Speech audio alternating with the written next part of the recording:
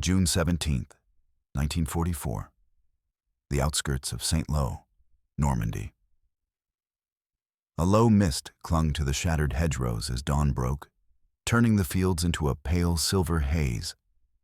Artillery thundered in the distance, American 105mm howitzers, firing in steady, disciplined rhythm. The ground trembled with each impact. In the half-light, the air tasted of churned earth, cordite, and burning diesel. Unteroffizier Karl Weber, 19 years old, 3rd Company, 915th Grenadier Regiment, crouched behind a sunken lane wall, clutching his Karabiner 98K so tightly that his knuckles had gone white. His platoon had been fighting for nearly 30 hours without resupply. No hot food, no coffee, no cigarettes, just the faint smell of damp wool and exhaustion. A burst of American Browning automatic fire ripped across the hedgerow ahead. Weber flinched instinctively as sparks snapped off the stones above his helmet. "You hear that?" His squad mate, Fritz Langenfeld, muttered. "They fire like they have infinite ammunition." A distant American engine revved. An M4 Sherman repositioning somewhere beyond the bocage. Its tracks clattered, the sound rolling through the valley like thunder.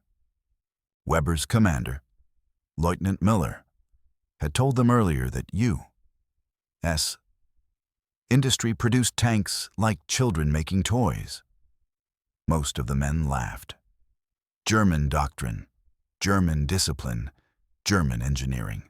That was the shield they believed in. But laughter in Normandy had turned brittle. Hours earlier, Weber had watched a U.S. infantry squad push through the hedgerow with an ease that unsettled him. Their boots were dry. Their uniforms were clean. The men carried heavy packs that seemed stuffed with supplies, yet they moved with the relaxed confidence of soldiers who knew more would arrive by sundown. "We underestimate them," Weber whispered. "No," Fritz replied. "Our officers do. Not us." A mortar round exploded 50 meters away, hurling dirt into the lane. The platoon scattered, diving for what little cover the hedgerows allowed. Weber's ears rang, the world shrinking to a tunnel of dust and muffled shouts. Another explosion, closer this time. "Fall back," Miller shouted. "To the farm road. Schnell." As they retreated, Weber's boots slipped in the mud. The hedgerows clawed at his sleeves. Leaves shook loose with every artillery concussion. The squad rounded a bend and nearly collided with a scene none of them expected. An abandoned Figi U.S. supply jeep, half stuck in a ditch, riddled with German bullet holes. "Search it," Miller barked. "Take anything useful." Weber slung his rifle and yanked open a metal ration box lying in the grass. The lid clanged back, and for a moment, just a moment, the war around him seemed to fall silent. Inside were neatly packed K-rations, sealed tins, candies, cigarettes, and a bar labeled U.S.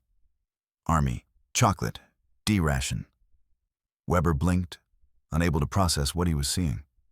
Fritz reached over his shoulder. What is all this?" A second ration box lay beside the first, and another. Dozens of tins, crackers, powdered lemonade packets, beef stew, ham and eggs, fruit bars, and cigarettes. More cigarettes than Weber had seen in weeks. Lucky Strikes, Camels, Chesterfields. The smell of fresh tobacco drifted through the damp morning air like something from a dream.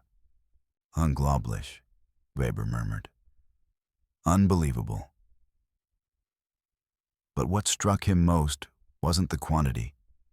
It was the casualness. These rations weren't part of some special cache. They were ordinary supplies left behind without a second thought. To the Americans, this abundance was normal. To Weber, it felt like stepping into another world. "This is more food than our entire company gets in a week," Fritz whispered. They opened one tin. Meat and beans, still intact. Another, peaches. Actual peaches. The syrup glistened inside like liquid gold. The ideological collision hit them hard. Every pamphlet they'd been fed, every speech, every line about Allied weakness evaporated in an instant. The Americans weren't decadent. They weren't soft. They were supplied, relentlessly supplied, by an industrial engine beyond anything Berlin had imagined. Weber looked again at the chocolate bar. He had never eaten chocolate at the front. Most German soldiers hadn't. Their rations had been cut again and again since 1943. "How can we fight an enemy who eats like kings?" he whispered. Fritz didn't answer. He didn't need to. Another artillery blast shook the ground. Miller shouted for them to move. But Weber hesitated, staring down at the American abundance in his hands. Food, cigarettes, comfort packaged into a metal box that Germany could no longer hope to match. It was the first crack in the belief he'd carried into Normandy, the belief that German toughness could compensate for everything else. Nyam. As they fled the lane, the ration box clattered behind them, spilling chocolate and cigarettes into the mud. Luxuries Americans would never bother to miss, and Germans would never forget they had seen. It was the moment Weber first understood Germany wasn't just outgunned. It was outproduced, outfed, and outresourced into inevitability. The squad reached the crossroads near La Mauve just as another round of American artillery slammed into a nearby hedgerow, sending branches twisting into the smoke-filled air. Weber stumbled, breath ragged, his webbing digging into his shoulders. The memory of the ration box, its absurd, almost surreal abundance, followed him like a ghost. But there would be no time to process it. By early afternoon, June 17th, the 29th Infantry Division had renewed its push toward St. Lo. American rifle companies were advancing with a pace and rhythm that unnerved even hardened German NCOs. The men of the K-rations, the 182nd Infantry Division. Weber's parent formation had been told the Americans were inferior soldiers, poorly trained, reliant on machines, too comfortable to understand war's brutality. Yet here they came again, and they did not stop. Mueller gathered the remnants of the platoon along a low stone wall, facing a wheat field. Smoke drifted lazily across the golden stalks, and somewhere beyond them, the rumble of Sherman engines vibrated through the ground. "We hold here," Mueller said. "A company from the 915th will support our flank. The Americans must be delayed at all costs." But Weber already knew the truth. They weren't facing just infantry. They were facing a logistical tidal wave. As American mortar fire bracketed the field, Weber crawled into a shallow depression beside Fritz. They pressed their helmets to the dirt as steel fragments hissed through the air. A cloud of dust washed over them. "They fire like it's nothing," Fritz muttered. "As if they have warehouses filled with shells." "They do," Weber said quietly. A whistle blew. American riflemen emerged from the far hedgerow, dark silhouettes moving with uncanny coordination. Each man carried a full pack, ammunition slung easily, confidence evident in their stride. Weber watched them through his iron sights, his heart pounding. Then, another sound. A low thumping, rhythmic and deep. "Artillery again?" Fritz asked, but Weber shook his head. "No, that's air support." A moment later, two Harp P-47 Thunderbolts roared overhead, their radial engines vibrating the ground. The men dove for cover as the aircraft banked sharply, descending into a strafing run.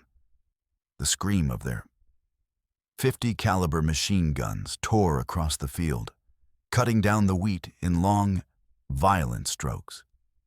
German propaganda had called the Americans technologically dependent. What Weber saw now didn't look like dependence. It looked like mastery. The thunderbolts banked again, dropping 500-pound bombs that sent geysers of earth shooting skyward. The shockwave rolled across the field, slamming into the wall where the Germans were pinned. Weber's ears rang. His vision blurred. "They coordinate everything," Muller shouted over the chaos. "Infantry, tanks, aircraft, always together." The platoon shrank even further as casualties mounted. Smoke lay thick across the crossroads, muting the once green landscape into a gray battlefield of shifting shadows. When the attack finally subsided, Weber lifted his head, coughing. His uniform was coated in dust. The field before them was cratered, wheat flattened or burning. American troops were already advancing again, undeterred by the violence they themselves had unleashed. "We can't hold this," Fritz whispered. "Orders are orders," Miller said hoarsely, though even he no longer believed in them. A Sherman rolled into view, a squat, boxy shape grinding across the field with terrifying inevitability. Its hull machine gun spat tracers into the German position. The men scattered, crawling through broken earth and shattered crops. The psychological shift in Weber was subtle, but irreversible. 30 hours ago, he believed Germany's discipline and ingenuity could overcome any material disadvantage. And that was what they had been told, what was drilled into them since training. American firepower, they said, was unfocused and wasteful. But Normandy was proving otherwise. The Americans weren't wasteful. They were relentless. Every attack was followed by another. Every delay was met with overwhelming force. And every German defensive victory was short-lived, washed away by another wave of artillery, armor, or air support. It wasn't bravery that defeated Germany. Weber saw that clearly. It was capacity. The company fell back toward the village church, moving through narrow lanes where rubble from collapsed houses littered the cobblestones. Weber's stomach growled loudly, and for a moment the memory of the American peaches, sweet, golden, syrupy, burned in his mind. They passed a knocked-out KFZ, 2M51 half-track. Overturn, its side armor blackened from a direct hit. Inside, the smell of burned metal mixed with rotting rations, dry bread, a handful of gray pork, and half-empty field canteens. Nothing like the American crates. Why do they have everything? A younger soldier asked as they regrouped inside the church nave. Muller exhaled long and slow. "Because their factories never stop," he said. "Because their ships cross the ocean without fear. Because they have more oil than they know what to do with." He paused. "And because they can afford to feed every soldier like a king." The words struck the group harder than any artillery shell. For the first time, Weber saw it not as enemy strength, but as a turning point. The moment the front-line soldier realizes he is not fighting an equal opponent. He is fighting a nation that can replace everything he destroys, while Germany struggles to replace even a tin of meat. Outside, the Americans were forming up again. More supply trucks rolled behind them, green, solid, dependable. On their flanks, medics carried crates marked Food, U.S. Army. as casually as one might carry firewood. Weber stared, his pulse steady now, no longer from fear, but from an emerging and terrible understanding. This war could not be won on courage alone. Not against an enemy who ate better, fought fuller, supplied deeper, and never seemed to run out. It was the second crack in his belief, and the one that would soon break it entirely. By late June 1944, the fighting around St. Lo had intensified into a grinding stalemate, a war of hedgerows, inches gained and lost amid suffocating fields and shattered villages. The 352nd Infantry Division, already depleted from Omaha Beach, was bleeding out man by man. Weber's platoon, once 30 strong, was now a ragged handful clinging to whatever cover the bocage allowed. The Americans, however, were changing. At first, they attacked the hedgerows like novices, pushing through lanes, exposing flanks, struggling to adapt to a battlefield older than the Roman Empire. But by June 25th, that inexperience was gone. Weber witnessed it firsthand during a desperate defense near St. Lo Road. A whistle blew in the distance. American engines roared. But the sound was different. Not the frontal rush they had expected. "They're moving along the hedges," Fritz whispered. Indeed they were. U.S. troops were no longer fighting the terrain. They were using it. Small squads slipped between breaks in the foliage, supported by snipers perched behind thick hedgerow roots. Machine gunners positioned themselves to cut off escape routes. And behind them, Shermans rolled forward with new, brutal efficiency. "Look," Weber murmured. A Sherman approached a hedgerow, not head-on as before, but with a strange metal pipe attached to its bow. A soldier knelt beside it, directing the driver. The tank paused, revved, and then, boom! The explosive charge blasted a hole straight through the earth wall. "God, they figured it out," Fritz said, stunned. It was the famed Kulin hedgerow cutter. Born from a simple idea by Sergeant Curtis Kulin of the 102nd Cavalry. By welding scrap steel into tusk-like prongs, Shermans could rip the bocage open like paper, turning a natural fortress into a graveyard. German doctrine assumed the hedgerows would slow the Americans for months. Instead, a mechanic's improvisation had erased centuries of defensive advantage in days. As the Shermans surged through their newly carved breaches, American riflemen poured in behind them, firing with relentless momentum. Weber and his squad opened up with Kar 98Ks and MG-42 bursts, but the U.S. troops advanced with frightening calm. "Down!" Miller shouted as a Sherman's coaxial machine gun swept their position. Dirt erupted around them, bullets chewing the stone wall to dust. The tank pressed forward, splitting the hedgerow with its cutter prongs like a bull charging through cloth. Weber felt the air thump against his chest. His heart hammered. He fired at shadows, muzzle flash strobing the dark leaves around him. But the Americans were not just tactically evolving. They were fully supplied in ways the German infantry could only envy. Every time they pushed the Americans back, Weber noticed the pattern.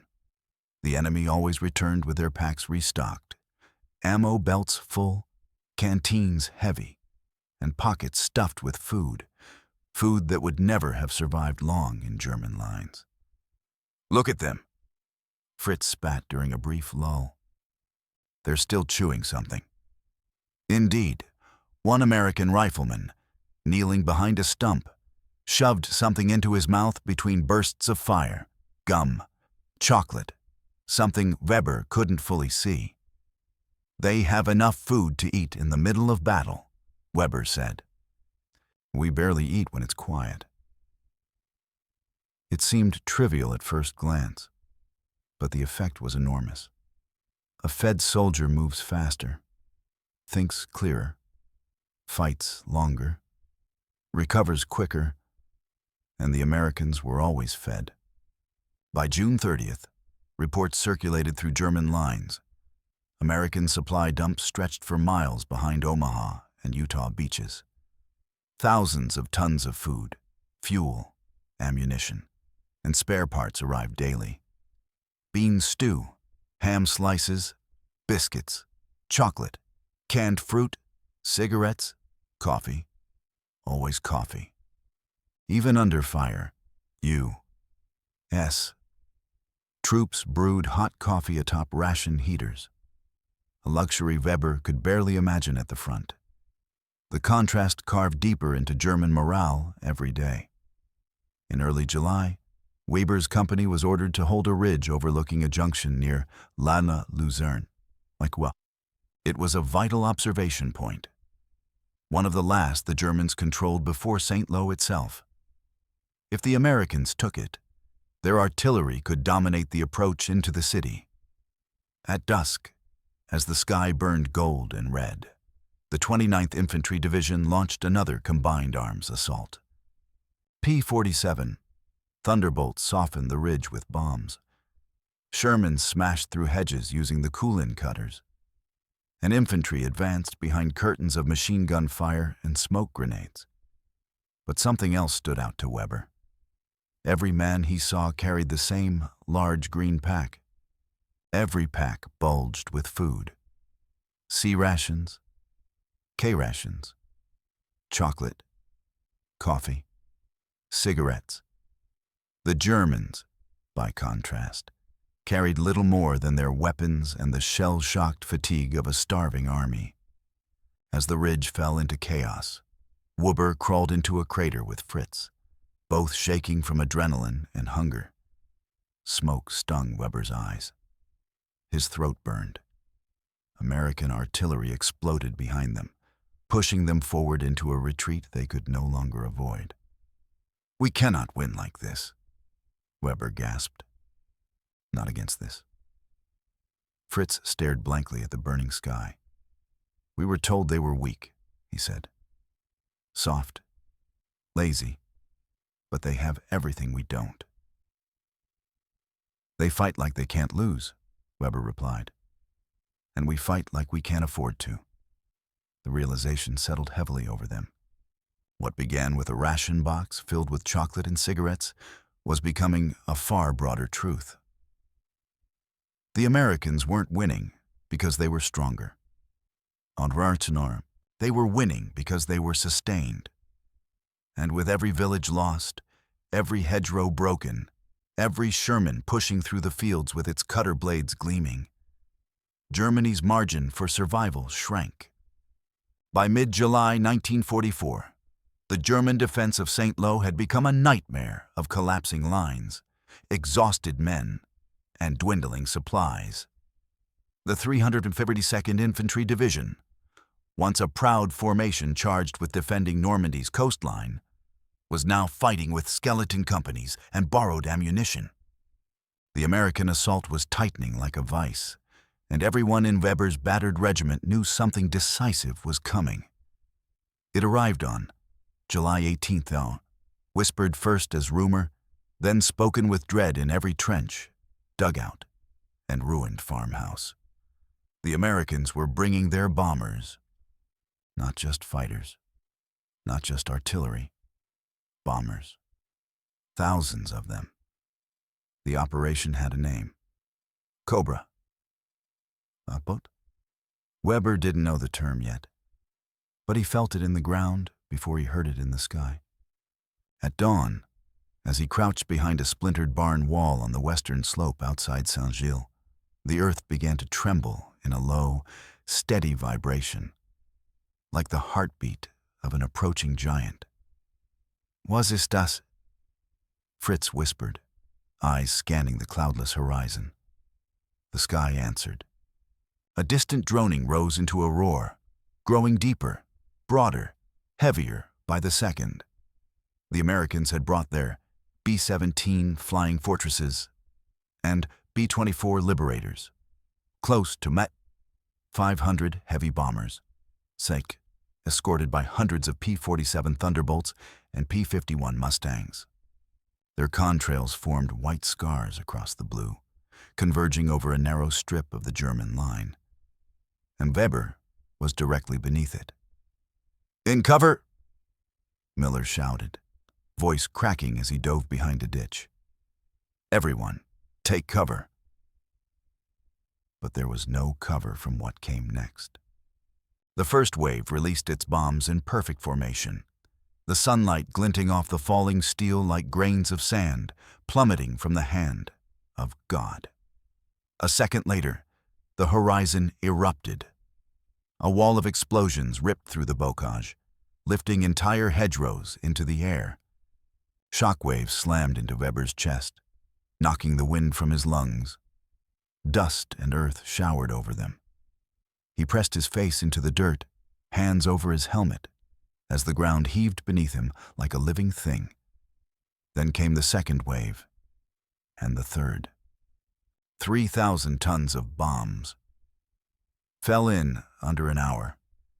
What Weber had once seen as the Americans' steady supply advantage, ammunition, food, cigarettes, chocolate, now revealed its true scale. This was no battlefield resupply. This was industrial annihilation. The sky wasn't delivering rations today. It was delivering judgment. Between blasts, Weber heard something horrifying. Men screaming in the fields, men he couldn't reach. The bombers had cut roads, trenches, communication lines, everything. Their own front was collapsing under the weight of sheer explosive force. Fritz grabbed his arm. "But Weber, we have to move. We'll be buried alive." But when they tried to stand, the air hammered them down again. Another string of bombs hit a hedgerow barely 60 meters away, sending flaming debris high into the sky. Splintered branches rained down like spears. "This is not warfare," Fritz gasped. "This is something else." It was the climax of everything Weber had been realizing since that first abandoned ration crate. The Americans fought with a depth of resources that defied comprehension. Every shell, every tank, every ration, every gallon of fuel. It had all been leading to this moment. A breakthrough manufactured not by a single genius or a single tank, but by the full, unstoppable machinery of American industry. Operation Cobra wasn't just a bombing campaign. It was the fuse that ignited the collapse of German resistance in Normandy. When the final wave passed and the tremors slowly faded, Weber lifted his head. The landscape was unrecognizable. Fields he had fought across for weeks were now cratered wastelands. Trees were stripped bare. Hedgerows reduced to ragged, smoking trenches. Horses, wagons, and equipment lay twisted in grotesque shapes. The very earth seemed wounded. And all around him, German soldiers staggered through the dust, disoriented, half-deaf, many weeping openly. "What do we do now?" a nearby grenadier asked, voice trembling. Müller didn't answer immediately. He stared at the sky where the last bombers were disappearing into the distance, their silver bellies gleaming, untouchable, invincible.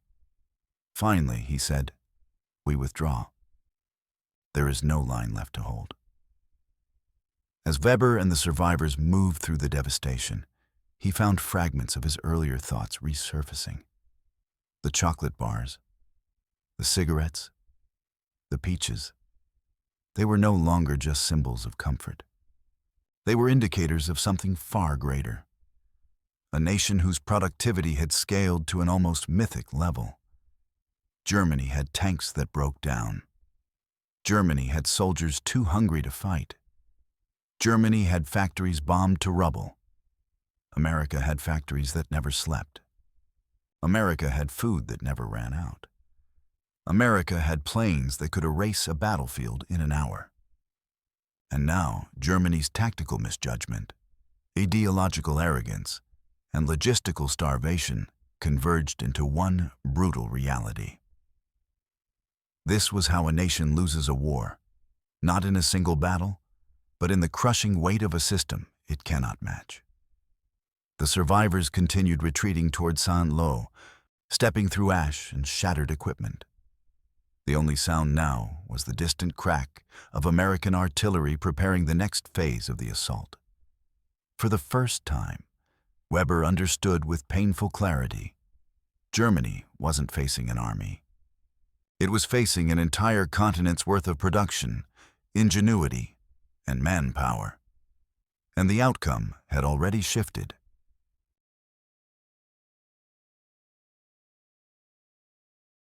The night after the bombing, Weber's regiment, what remained of it, fell back toward the ruins of Saint-Lô. Smoke drifted through the shattered streets like wandering ghosts. Buildings leaned at impossible angles. The cathedral's spire lay in pieces across the square.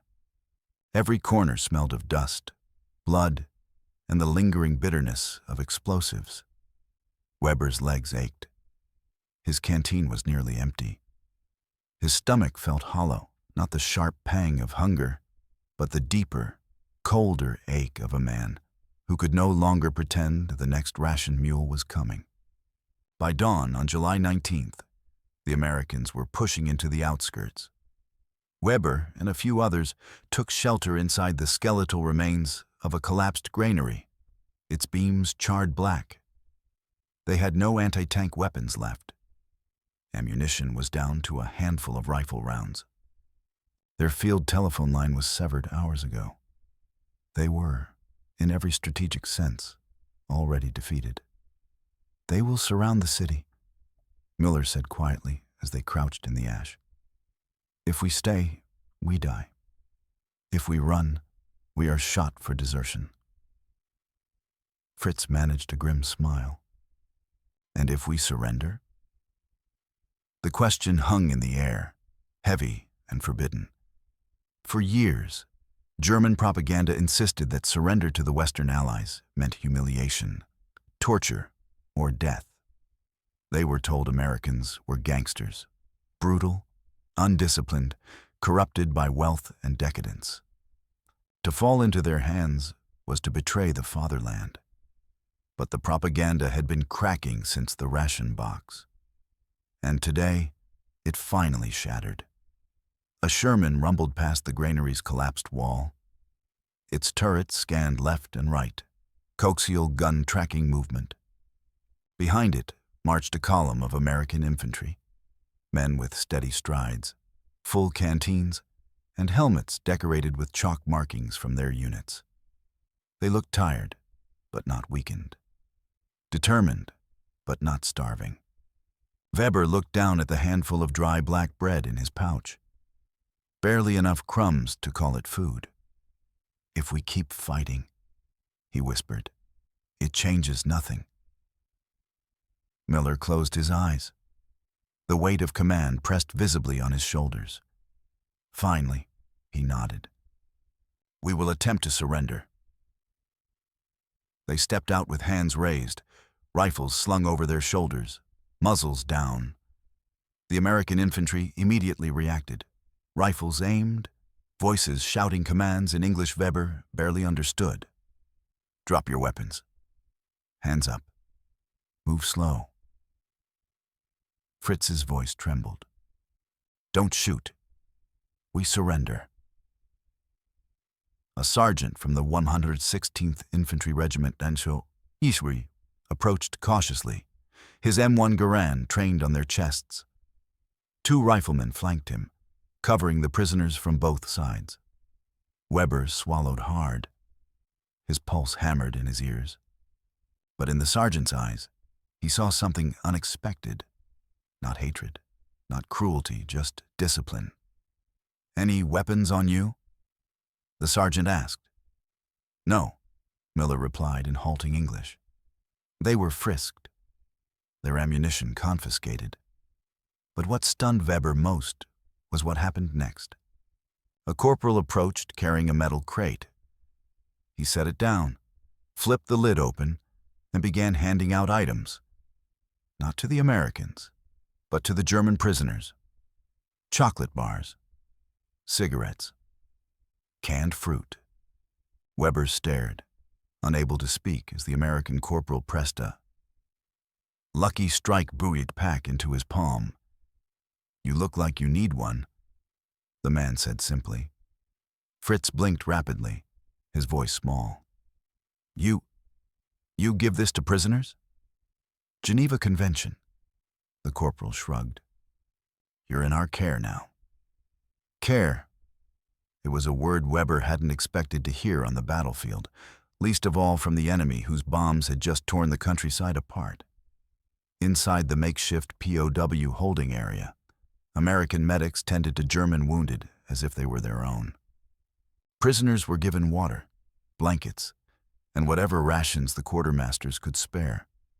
Weber ate canned peaches for the first time in his life, the syrup coating his tongue with a sweetness so overwhelming he nearly cried. Every belief he had carried into Normandy, every speech drilled into him about American decadence, every line of propaganda describing Yankees as crude, violent, subhuman, collapsed even faster than the city around him. Later that evening, as the POWs were marched toward a temporary holding camp near Le Mesnil-Roussillon, Weber overheard an older grenadier whisper, "If this is how they treat us here, imagine how they live at home." The word spread among the prisoners like a forbidden truth. Inside the barbed wire enclosure, Weber lay on a canvas blanket, staring at the twilight sky. The rumble of distant artillery sounded more like memory than threat now. The Americans patrolled the perimeter, talking casually, their packs still heavy with food that never seemed to run out. "We never had a chance, did we?" Fritz said quietly beside him. Weber shook his head. "No, not here. Not with how they fight. Not with how they supply.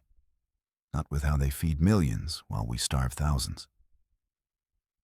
A sergeant walked by, tossing spare rations toward the prisoners. The Germans caught them eagerly. Small tins of ham, biscuits, more cigarettes. The simple act was devastating. The Americans had so much abundance that they could give away luxuries Germany could no longer produce. It wasn't just defeat Weber felt.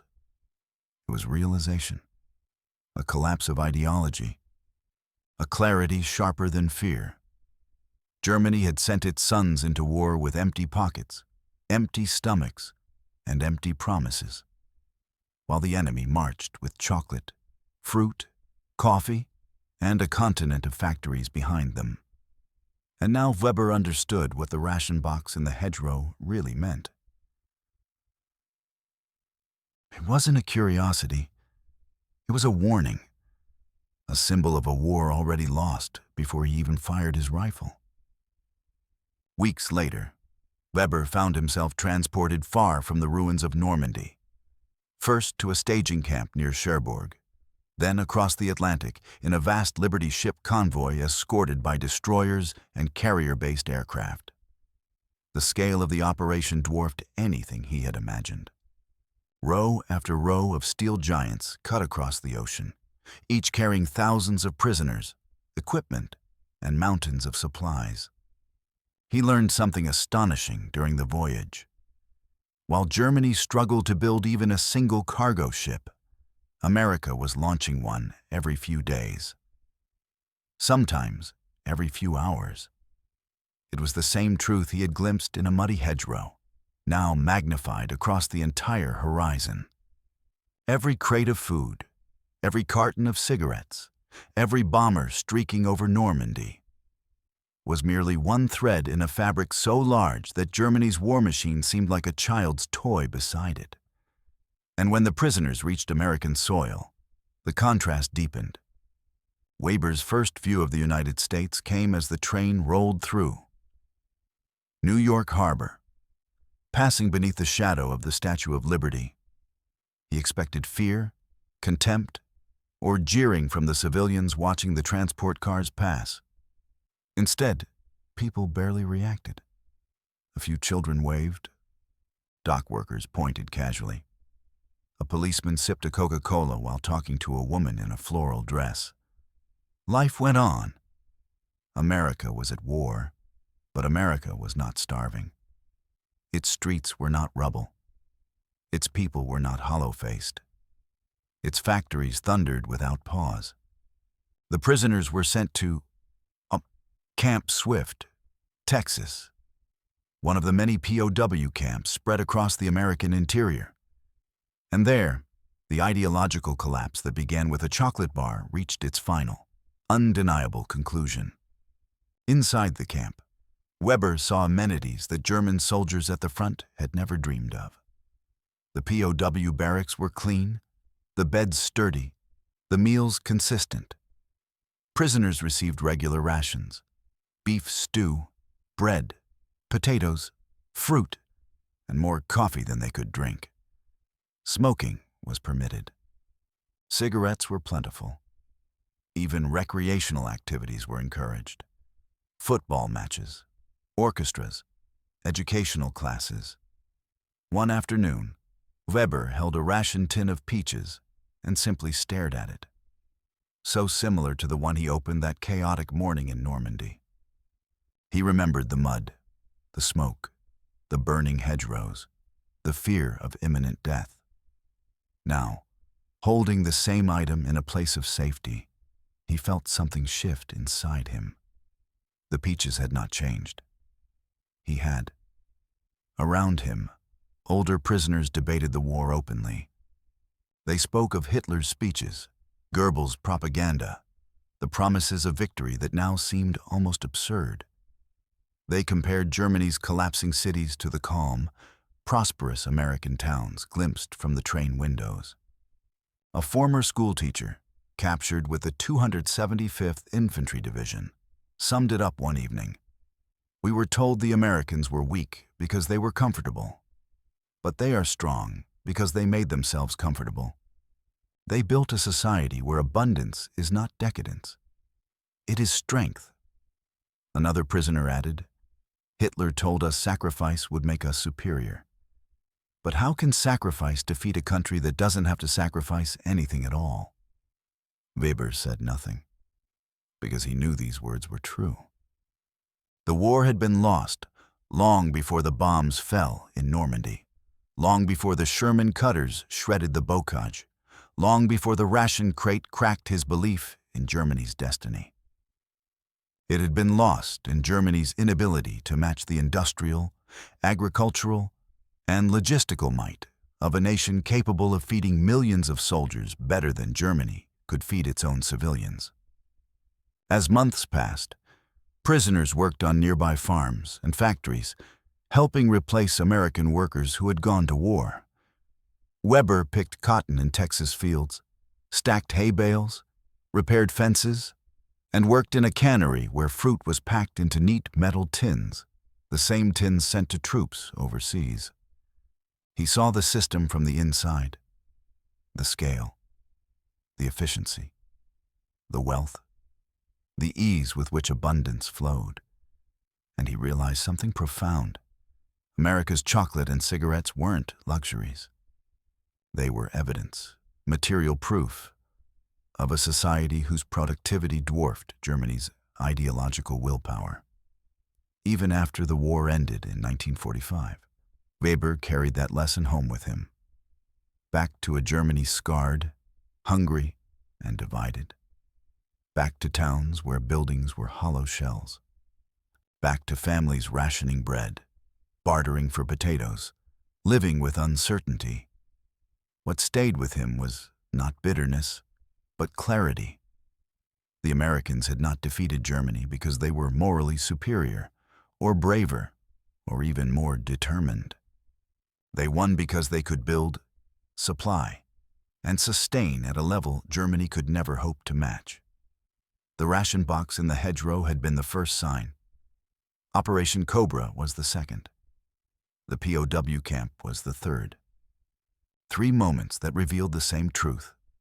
Wars are not won by starving armies fighting on ideology. They are won by nations that can feed their soldiers on chocolate, peaches, coffee, and certainty. Years later, when Weber told his children about the war, he rarely spoke of battles. Instead, he spoke of a simple box found in the mud, a box filled with sweetness he hadn't tasted in months, a box that opened his eyes to a reality no propaganda could conceal. And when he finished his story, he always ended the same way. You can judge a country's strength by what it gives its soldiers to eat.